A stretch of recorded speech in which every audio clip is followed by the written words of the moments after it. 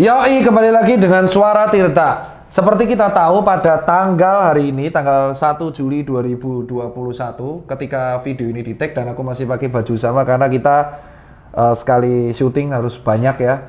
Jadi pada hari ini Pak Presiden Joko Widodo dan Pak Luhut Binsar Panjaitan sudah mengemukakan akannya pemberlakuan PPKM darurat yang mungkin ketika video ini rilis sudah diberlakukan, yaitu dari tanggal 3 Juli sampai tanggal 20 Juli 2021. Pada PPKM darurat tersebut, mungkin Jonathan bisa dicari di link berita ya, bisa ditampilkan. Satu, PPKM darurat ini berlaku di 44 kota kabupaten di Indonesia merupakan red zone. Dan kedua, PPKM darurat ini berlaku 3-20 Juli 2021. Dan berikutnya yang ketiga, adapun PPKM darurat ini ada perbedaan, lebih ketat banget.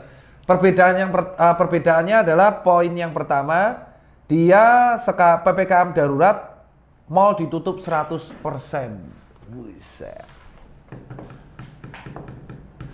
Mal ditutup 100%.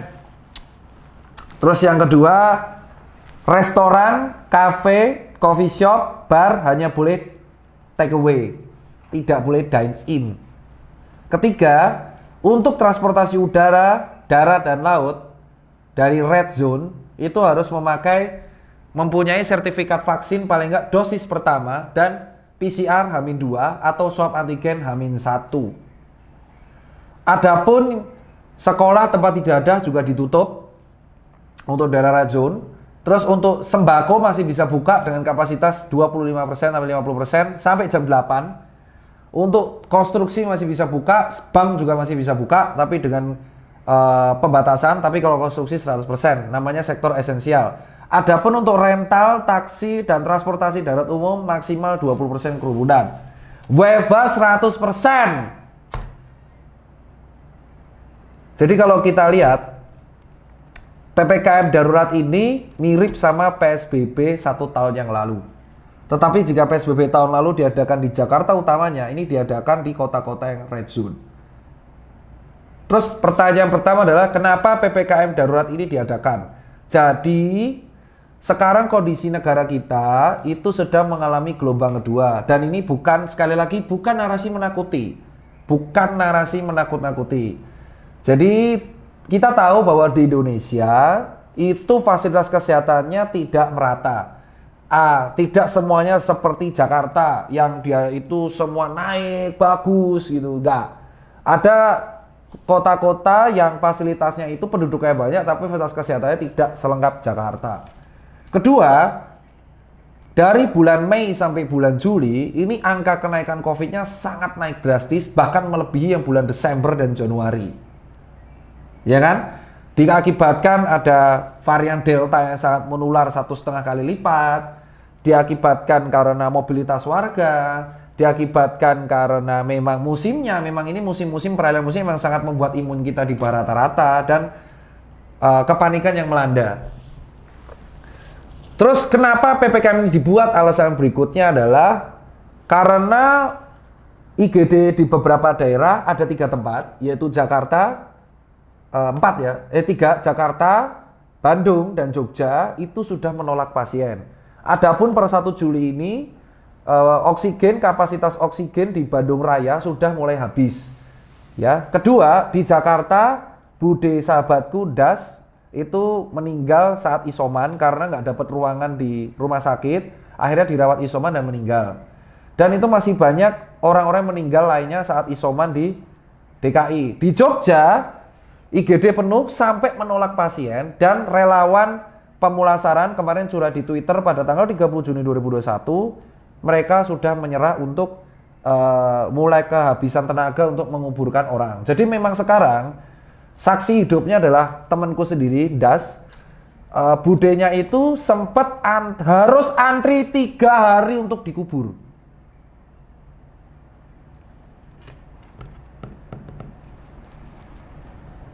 Jadi bukan antri untuk ke IGD lagi, tapi antri dikubur. Jadi posisinya itu memang penuh. Jadi tenaga kesehatan itu akhirnya kebagi menjadi 3. Tenang, ini bukan menakuti. Kalau kalian, sekali lagi, kalau kalian nggak percaya, Kalian yang di Jogja pasti tahu kejadian ini. Relawan pemulasaran di daerah Bantul dan daerah Sleman dan Jogja itu sudah mulai bersuara dan menyuarakan ini ke Pemda. Termasuk BPPD DIY pun sudah bersuara. Termasuk bahkan IGD Sarjito sampai di luar. Beberapa IGD rumah sakit swasta di Jogja juga menolak. Kenapa? Karena toko saya di Jogja, jadi saya nggak ngada-ngada. Kalau kalian di Bali bagus, oren nggak apa-apa. Tapi masalahnya itu Bali, bukan Jogja. Dan kalau di Bandung, memang kawan saya dan teman-teman saya juga rata-rata di sana. Dan kemarin bahkan teman saya ada 2 orang itu sudah ada gambaran corak badai sitokin di paru. Itu bahkan antri IGD 2 hari. Di RSHS bahkan antri IGD banyak. Jadi ini bukan narasi menakuti. Makanya alasan PPKM ini adalah 3T-nya galak, ya kan? Sehingga nakes itu bisa membagi diri menjadi 3. 1, mengeluarkan antrian pasien IGD. Kedua, memaksimalkan 3T. Ketiga, menggencarkan vaksinasi. Jadi kalau kalian nggak percaya COVID, endorsement COVID,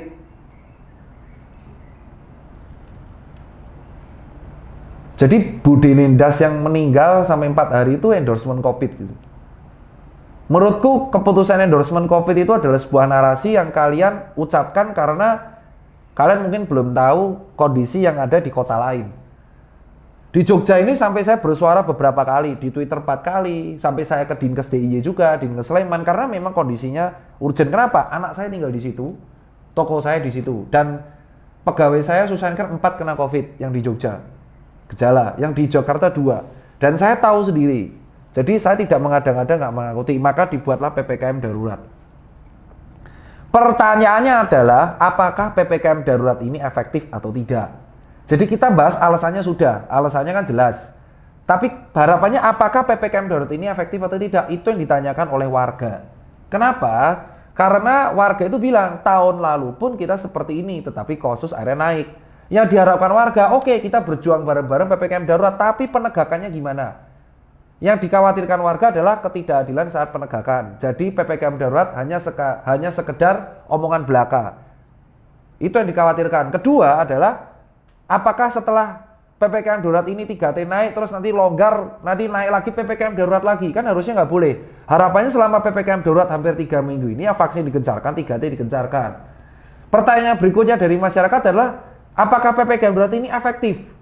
Nah, ini adalah tantangan bagi Satgas COVID, Komite Penanganan COVID dan pemerintah sendiri untuk membuktikan apakah PPKM darurat ini tidak sekedar judul dan tidak sekedar woro-woro belaka yang ada di omongan digembar-gemborkan. Yang dikhawatirkan kalau ini cuma gembar-gembor, percuma gitu. Percuma aja yang kita edukasikan gitu. Karena tenaga kesehatan itu harusnya garda belakang dan masyarakat garda terdepan.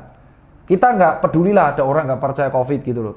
Karena ternyata yang percaya juga jauh lebih banyak dan mereka yang aware pun jauh lebih banyak. Yang mau vaksinasi pun antri banyak banget. Kita lihat banyak yang antri vaksin. Otomatis orang udah aware. Tapi pertanyaannya, apakah pemerintah bisa bertindak sesuai dengan ucapan? Karena PPKM darurat ini percuma kalau hanya diucapkan saja. Tetapi harus dicerminkan selama 20 hari. Tercerminnya dari mana? Kalau sampai Jakarta langitnya cerah, berarti mobilitas orang dibatasi. Kan patokannya Jakarta aja. Iya kan? Kalau PPKM darurat langitnya masih butak nih polusi, ya berarti orang masih lalu lalang. Dan ini bukan kesalahan serta-merta kepala daerah atau pemerintah pusat. Ini kesalahan sistematik. Ada yang ngeremehin, ada yang rahasia nggak adil, ada yang seperti itulah. Gitu. Dan kalian semua, buat kalian semua yang kekurangan oksigen, itu sudah banyak relawan yang meng-share di medsos. Gitu. Jadi kalian bisa manfaatkan itu. Kita pada topik kali ini bahas PPKM darurat. Kalau ditanya Dokter Tirta setuju apa enggak, kalau melihat kondisi sekarang, mau nggak mau kita harus setuju. Loh, karena nggak ada alasan lain.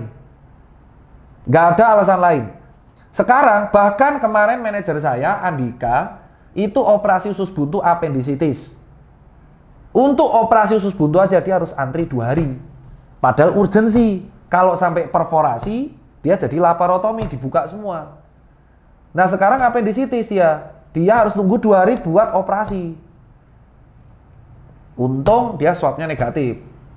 Setelah pulang pun dia nggak boleh ke rumah sakit. Konsultasi ke dokternya pun lewat Zoom. Bayangin, lu sakit-sakitan habis dioperasi, tidak.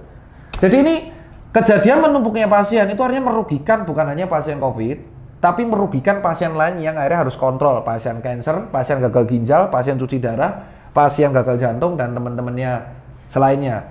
Nah, harapan kita cuma satu buat pemerintah Indonesia. Satu harapannya adalah tolong jika memang keputusan PPKM darurat ini sesuai, tolong tindakannya sesuai. Jadi jangan sia-siakan pengorbanan orang yang sudah di rumah, yang sudah WFH, yang sudah ditutup mallnya, dan ekonominya tiarap lagi. Tapi 3T dan vaksinasi dan edukasi dari tingkat RT RW harus bagus. Ini kan kesempatan pemerintah mengejapankan, menyebarkan sampel PP TNI Polri untuk edukasi dari tingkat RT RW. Seperti yang dilakukan oleh Kapolda Metro Jaya Kampung Tangguh.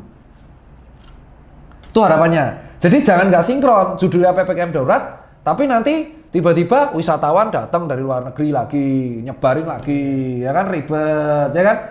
Ya kan ini kan sudah bagus, kemana-mana harus sertifikat vaksin dan PCR, ya kan? Harus sesuai nih, harapannya turun angkanya. Nomor 2, harapan buat pemerintah adalah untuk 3 kota, yaitu Yogyakarta dan Bandung Raya dan DKI, tolong ini dimaksimalkan banget, kita kerjasama bareng-bareng agar tidak ada lagi orang yang meninggal saat isoman. 1. Kedua, agar relawan pemulasaran jenazah juga diperhatikan kesehatannya. Jangan sampai relawan kita malah kalau sakit kelelahan karena terlalu banyak nguburin orang. Perhatikanlah mereka. Yang ketiga nih, PPKM darurat ini adalah solusi temporer. Setelah tanggal 20 Juli itu kemungkinan akan longgar lagi. Ini solusinya mau apa? Harapannya kan selama tanggal 3-20 Juli vaksinasi, jika Pak Jokowi pengen 1 juta dosis per hari, berarti sudah ada 20 juta dosis dong harusnya saat itu. Harapannya saat itu ya kita sudah mengsecure 3 kota ini dulu. Dan Jawa Timur juga. Itu 4 provinsi, tapi aku nggak tahu kotanya, entah Madura, entah Surabaya, tapi aku yang concern di Jogja, Bandung, sama Jakarta. Jakarta mending karena rumah sakitnya tipe A semua, tapi pun cari rumah sakit susah. Dan buat warga, stop untuk berdebat ngalor ngidul, nggak penting gitu. Karena debatmu tuh nggak mengakhiri apapun. Hentikan anggarannya, iya terus mau ngapain? Emang solusimu tuh bisa diterima? Enggak bro, lu mau solusi A sampai Z itu nggak akan diterima. Narasimu kalau di media sosial doang tanpa aksi realita tuh percuma. Itu percuma sekali. Kalau kamu mau ya ayo bagi sesamamu. Contoh ya, kamu temanmu susah dibeli dagangannya, temanmu nggak punya duit, pinjemin. Ya kalau ya nggak tahu dibalikin apa enggak kan. Temanmu nggak ada makanan, ya kalau nggak bisa keluar. Hentikan perdebatan yang nggak berguna, yang nggak mengubah fakta COVID itu tetap ada. Loh kenapa? Kalian bisa lihat di Jogja itu netizen dan warganya curhat satu-satu. Di Bandung juga. Lagian sepenting apa sih tenaga kesehatan, Pak Presiden, Gubernur, Wali Kota, Polisi, TNI mengendorse COVID demi kamu takut? Lah kok ini sopo?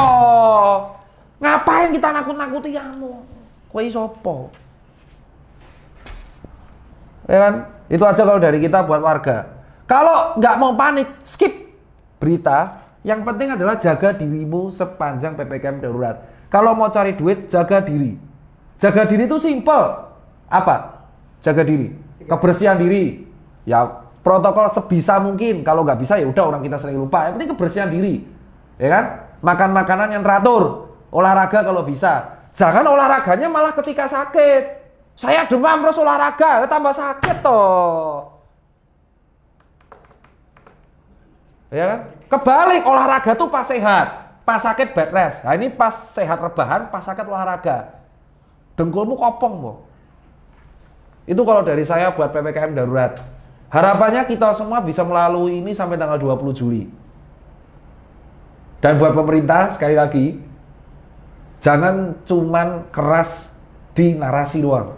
Tindakannya harus jelas dan tegas. Karena ini kita kembali lagi ke awal kayak tahun lalu. Dan yang bandingin sama Singapura. Singapura itu belum fix untuk menganggap flu influenza biasa. Itu masih lama, masih November. Dan dengan catatan Perdana Menterinya tuh ngomong, makanya kalau baca tuh yang utuh. Ketara nih kuliah gimana. Apa? Pertama, Singapura tuh vaksinasi udah dianggap 40%. Mereka tuh lockdown tiap 3 bulan sekali. Sudah gitu penduduknya dikit. Singapura flu biasa. Lah ya mereka, kau bandingin Singapura sama Indonesia, bro. Negara maju dan negara berkembang dibandingin. Ya kan kita nggak bisa mencoba. Matane kono, sana tuh enak. Kita menganggap flu biasa. Ya jelas, vaskesnya mantap. Orang kaya Indonesia kalau sakit berobat ke Singapura. Kene neng dukun. Droplet. Muncrat. Jadi jangan banding-bandingin. Hungaria ada rame, vaksinnya ada nyaris 40%. Inggris, baca berita, ribuan ada kasus COVID dikaitkan tentang kedatangan supporter Skotlandia. Dan akhirnya kemarin pas Inggris kemarin akan main lagi nih, diseleksi lagi. Vaskesnya lengkap. Kita loh. Jadi jangan banding-bandingin negara lain. Bandingin tuh yang sama. Indonesia sama India tuh sama. Bandingin tuh yang sama. Indonesia sama Cina. HP-mu aja masih metin Cina loh, bro. Banding-bandingin tuh yang realistis. Kalau mau kayak Singapura, hormati prosesnya. Dia lockdown vaksinasi berkali-kali. Dan sampai detik ini, teman saya di Singapura masih cerita, ini masih dibatasi. Gitu. Itu dari saya. Tetap semangat, jaga diri, jaga sesama.